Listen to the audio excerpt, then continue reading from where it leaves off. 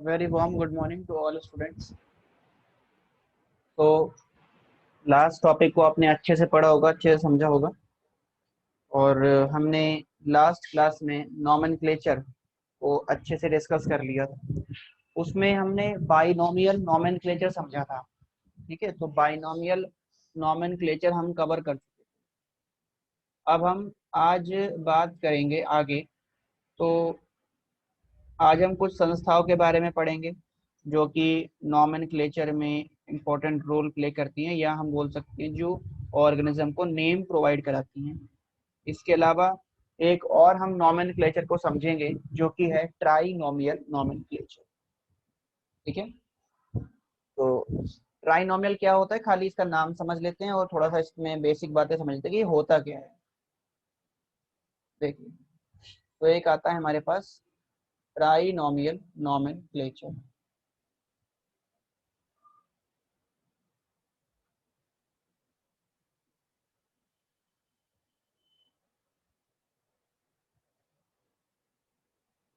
Trinomial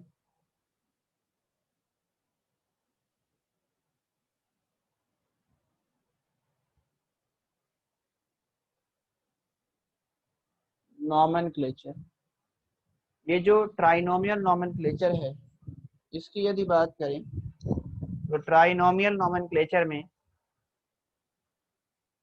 जो भी biological name होगा, जो साइंटिफिक नेम होता है, वो 3 वर्ड से मिलके बना होता है।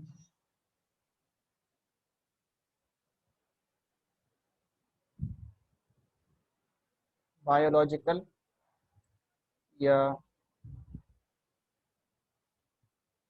Scientific name made up of 3 words, 3 word से मिलके बना। ठीक है, इसमें यदि हम एनिमल की बात करेंगे, एनिमल्स में पहला वर्ड होगा स्पीसीज का, दूसरा होगा जीनस का, तीसरा हो जाएगा सब स्पीसीज का। सॉरी, और पहला जीनस का, दूसरा स्पीसीज का, तीसरा सब स्पीसीज का। जैसे मैं गोरिल्ला के साइंटिफिक नेम की बात करता हूँ। गोरिल्ला का साइंटिफिक नेम है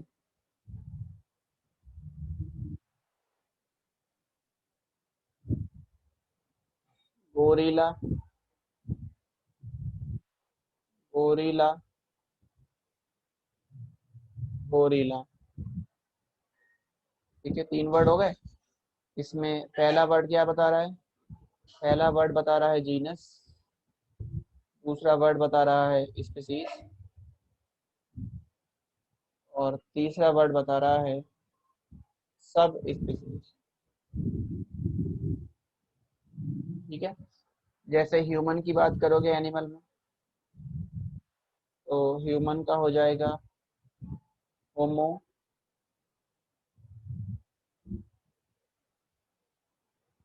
होमो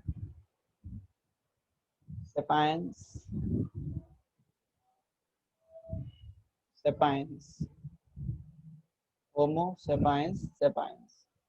इसमें होमो सेम जीनस बताएगा, सेपायंस स्पीसीज बताएगा, सेपायंस अगला वाला सब स्पीसीज बताएगा। तो ये तो एनिमल के लिए हो गया। यदि प्लांट की बात करेंगे,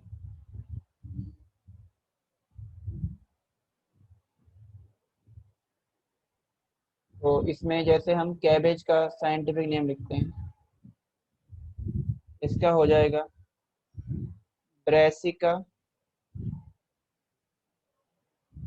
ओलिरेसिया कैपिटाटा,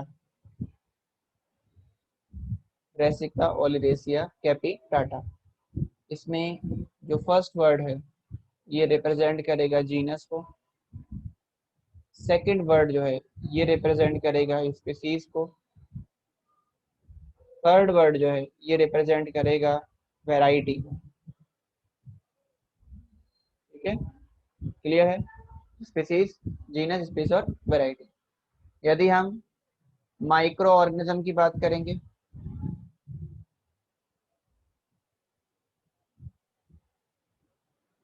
जैसे ई कोलाई की बात करते हैं, इसका नाम हो जाएगा एस्चेरेशिया कोलाई R/13। इसमें जो पहला वर्ड है एस्चेरेशिया, ये बताता है जीनस को, कोलाई बताता है स्पीसीज को, और R/13 बताता है उसके स्ट्रेन को।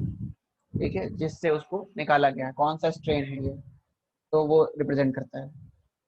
तो इस तरह से ये हो गया आपका ट्राइनोमियल नोमेनक्लेचर। ठीक है, फिर कुछ हमारे पास टर्म आती हैं, हम उन टर्म को आप समझ लेते हैं और फिर आगे बात करते हैं। ये नोट करें, फिर हम कुछ टर्म समझेंगे।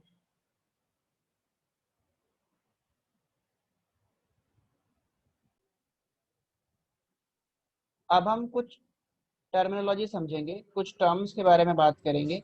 जैसे हमारे पास कुछ टर्म्स आती हैं, जैसे कुछ संस्थाएं हैं जो नॉमेनक्लेचर प्रोवाइड कराती हैं। इनमें से एक है ICBN। ICBN, ICBN की फुल फॉर्म है इंटरनेशनल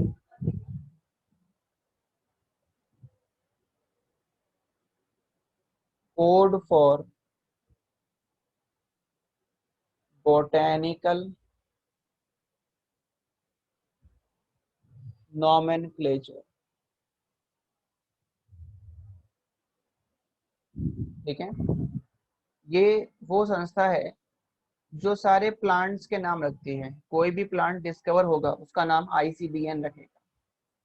एक संस्था है ICZN, इसे कहते हैं international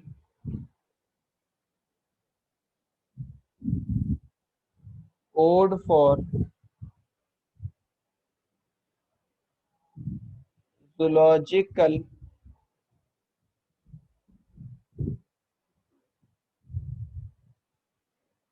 nomenclature. International code for zoological nomenclature. ठीक है, ये कहलाता है ICZN। तो कोई भी यदि एनिमल डिस्कवर होता है उस एनिमल का नाम रखेगा ICZN, और कोई प्लांट डिस्कवर होता है तो उसका नाम रखेगा ICBN। तो ये दो संस्थाएं हैं जिनके हमें फुल फॉर्म पता होनी चाहिए। अब हम नेक्स्ट टॉपिक शुरू करते हैं और वो है टेक्सोनोमियल क्लासिफिकेशन।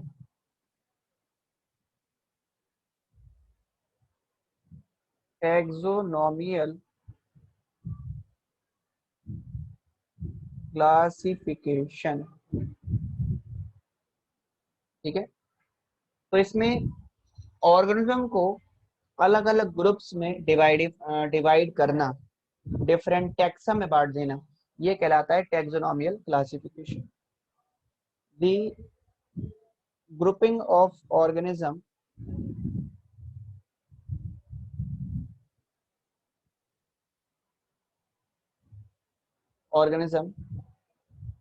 into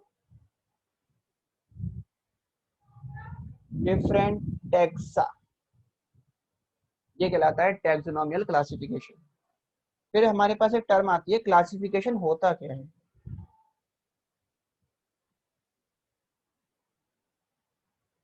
क्लासिफिकेशन क्या है? क्लासिफिकेशन यदि बात करें तो क्लासिफिकेशन क्या है? It is the process, it is the process of grouping of organisms into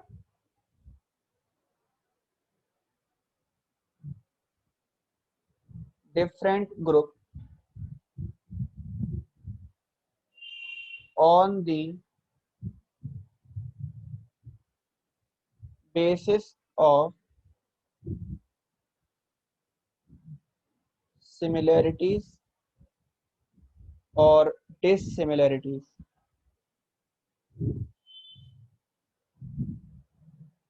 similarities और डिसिमिलरिटी के बिहाफ पे ऑर्गेनिज्म को अलग अलग ग्रुप्स में बांट देना, डिवाइड कर देना, ये कहलाता है क्लासिफिकेशन।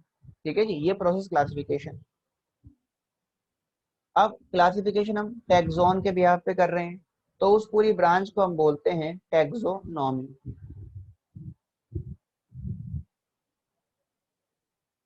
टैक्सोनॉमी क्या है?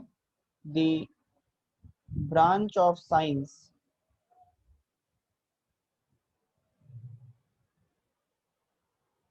under which deals with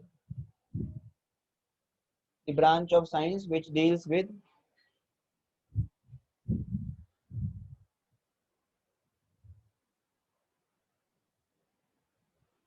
classification of organism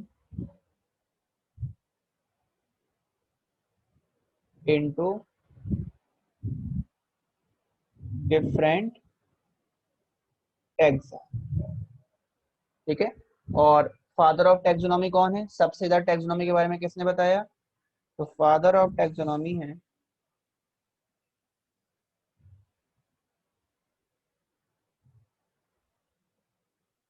Carolus Linnaeus.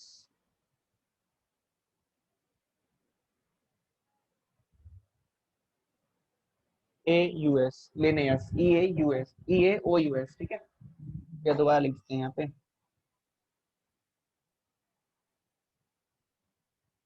Carolus Linnaeus. अब देखिए, आगे यदि बात करें हम ये बोल सकते हैं, तो ये हमने समझ लिया यहाँ पे टैक्सोनॉमी क्लासिफिकेशन क्या है, क्लासिफिकेशन का मतलब क्या होता है, टैक्सोनॉमी क्या होती है, ये सारे पॉइंट क्लियर कर लिए, इसे नोट करें। फिर हम क्लासिफिकेशन में, टैक्सोनॉमी क्लासिफिकेशन में आगे बात करते हैं और अलग अलग टैक्सोन क्या होते हैं या टैक्सा क्या होते हैं उनकी बात करेंगे। तो जैसे नेक्स्ट हमारे पास एक टर्म आती है टैक्सोनॉमियल कैटेगरी। अब देखिए, नेक्स्ट टर्म हमारे पास जो आती है वो है टैक्सोनॉमियल कैटेगरी।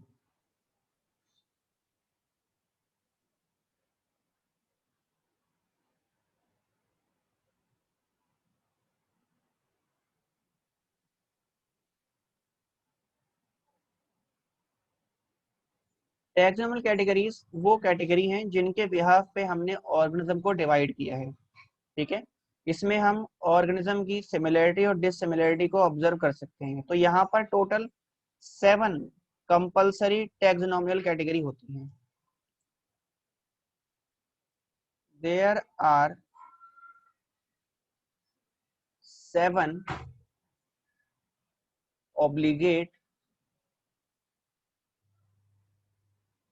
टैक्सोनॉमियल कैटेगरी,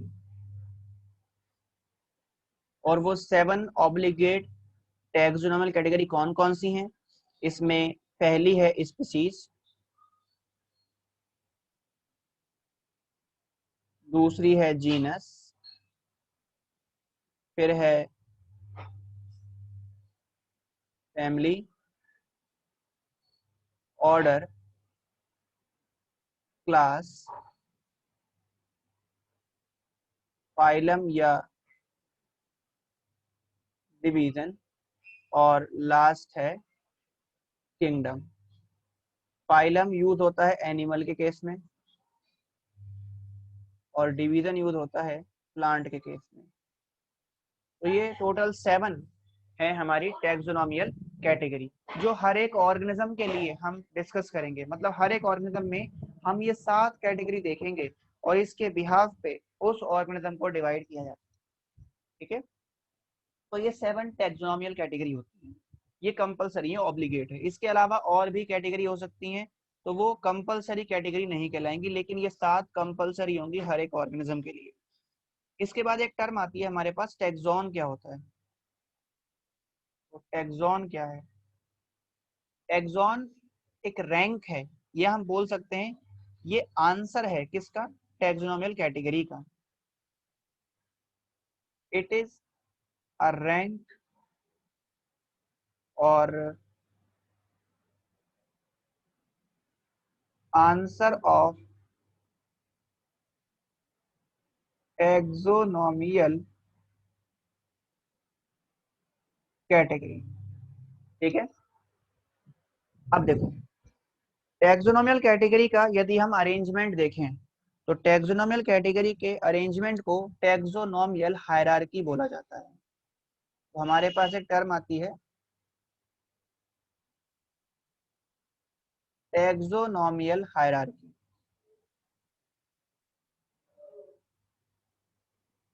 टैक्सोनॉमियल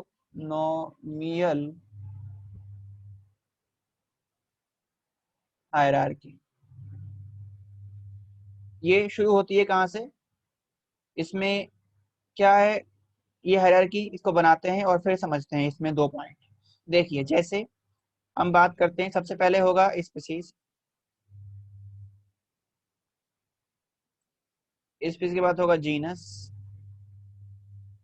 जीनस के बाद है फैमिली। फैमिली के बाद है ऑर्डर। ऑर्डर के बाद है क्लास। क्लास के बाद है फाइलम या डिवीजन। और सबसे लास्ट में है फिर किंगडम। ये जो अरेंजमेंट है इसका, इस अरेंजमेंट को बोलते हैं टैक्सोनॉमियल हायरार्की। अब देखो इस हायरार्की की सबसे बेसिक यूनिट क्या है, तो स्पीसीज है इसकी basic unit, basic level species है। और हायर लेवल क्या है इसका, तो हायर लेवल है किंगडम। किंगडम है इसका हायर लेवल। अब देखें जब हम इस हायरार्की में, जब इस टैक्सोनॉमिक हायरार्की की हम बात करते हैं और हायरार्की में यदि हम मूव करेंगे स्पीसीज से किंगडम की तरफ, हम ऐसे जा रहे हैं स्पीसीज से किंगडम की तरफ जब मूव करते हैं तो उस केस में क्या होता है, इस केस में जब हम स्पीसीज से किंगडम की तरफ जाएंगे तो कॉमन कैरेक्टर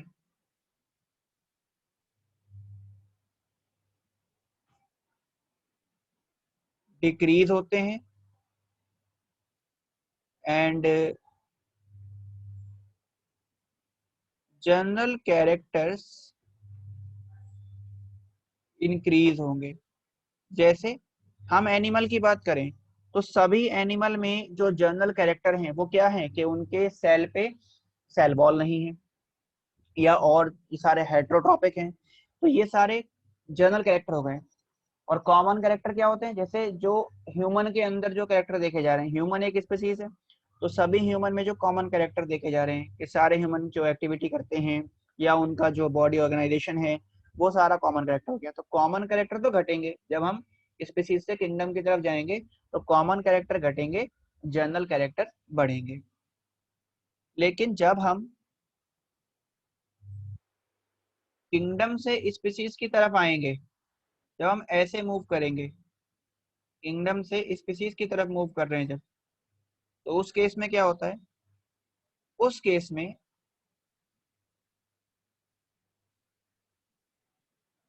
कॉमन कैरेक्टर बढ़ते हैं, जनरल कैरेक्टर घटते हैं। कॉमन कैरेक्टर्स इंक्रीज एंड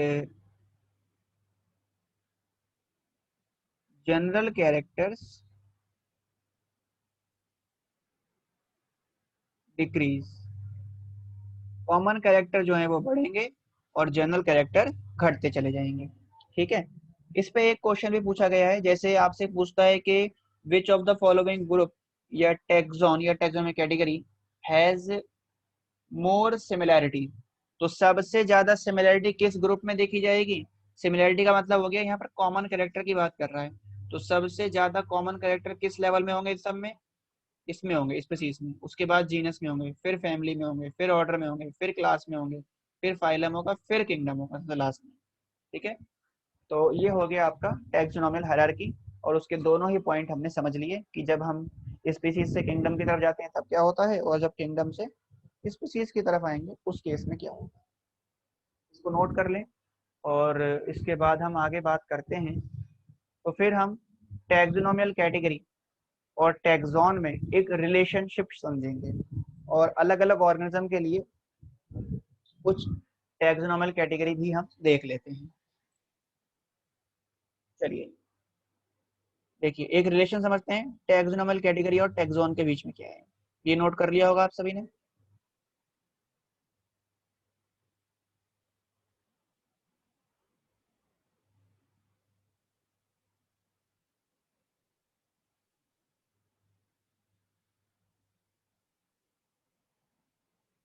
तो एक तरफ हम लिखते हैं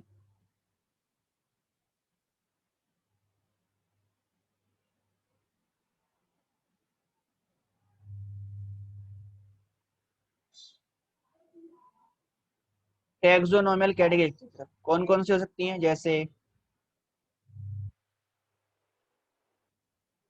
स्पीसीज है, जीनस है, फैमिली है, ऑर्डर है, क्लास है, फाइलम है, और किंगडम है। ठीक है, फाइलम या डिवीजन दोनों आ सकते हैं, हमने यहाँ एक ही लिखा है। देखिए ये सब क्या है, ये सारी हैं टैक्सोनॉमियल कैटेगरी। ठीक है, ये हो गई, ये हो गई, ये हो गया।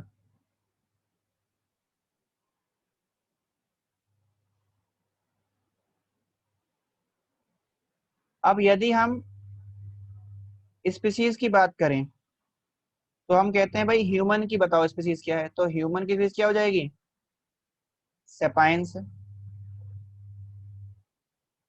जीनस क्या हो जाएगा, होमो हो जाएगा। फैमिली क्या हो जाएगी,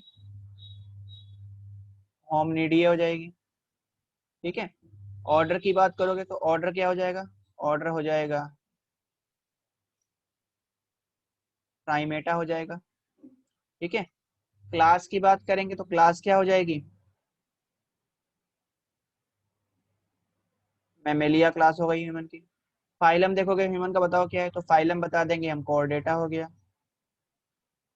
और किंगडम क्या है ह्यूमन का, किंगडम एनिमेलिया हो गया, एनिमेलिया किंगडम में रखा गया है। तो ये जो सारे आंसर हैं, हर एक कैटेगरी का जो आंसर हुआ, जैसे स्पीसीज ह्यूमन की सेपाइंस, जीनस ह्यूमन का Homo, family Hominidae, order Primata, class Mammalia, phylum Chordata, kingdom Animalia. तो ये जो सारे आंसर हुए हैं इनके, इन सारे आंसर को ही हम क्या बोलते हैं, टैक्सॉन कहते हैं।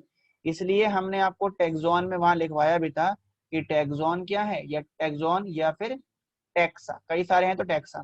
टैक्सा क्या होते हैं, these are the answer of taxonomical category. ये क्या है, ये सब टैक्सोनॉमियल कैटेगरी के आंसर हो जाएंगे।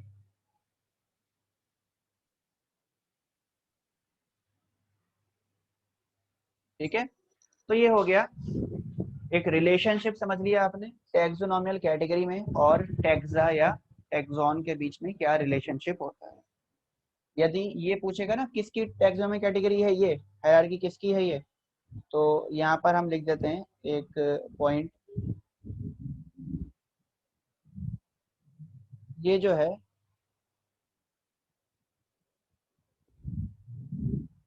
टैक्सोनॉमियल हायरार्की ऑफ ह्यूमन। ठीक है, ये ह्यूमन के लिए। और हायरार्की में जो सबसे नीचे वाले दो पॉइंट होते हैं, ये जीनस और स्पीसीज, इनके मिलने से क्या बनता है, इनके मिलने से ही बनता है साइंटिफिक नेम या बायोलॉजिकल नेम, यही है। ठीक है जी, तो हमने टैक्सॉन के बारे में, टैक्सोनॉमिकल हायरार्की के बारे में अच्छे से समझ लिया, सारी बातें क्लियर हो गई हमको। टैक्सॉन क्या है, क्लासिफिकेशन क्या है, कितने टैक्सोनॉमिक कैटेगरी कौन कौन सी होती हैं, किस तरह से वो अरेंज होती हैं, किंगडम को स्पीसीज जाने पर क्या होता है, स्पीसीज से किंगडम की तरफ जाने पर क्या होता है, ये सारी बातें क्लियर हो गई। अब हम क्लासिफिकेशन के सिस्टम को डिस्कस करेंगे कि जो क्लासिफिकेशन है वो कैसे कैसे किया गया, सबसे पहले किसने क्लासिफिकेशन दिया, उसके बाद 2 किंगडम आया, 3 किंगडम आया, 4 किंगडम आया, 5 किंगडम आया, 6 किंगडम आया। ये सारे जो क्लासिफिकेशन के सिस्टम हैं ये किस साइंटिस्ट ने दिए और इनमें क्या क्या बातें थी, वो सारी चीजें हम लोग नेक्स्ट क्लास के अंदर डिस्कस करेंगे। तो आज हम यहाँ तक इसको कवर कर लेते हैं। नेक्स्ट क्लास में हम क्लासिफिकेशन का टॉपिक स्टार्ट करेंगे। तो थैंक यू सो मच, मिलते हैं अगली क्लास के अंदर।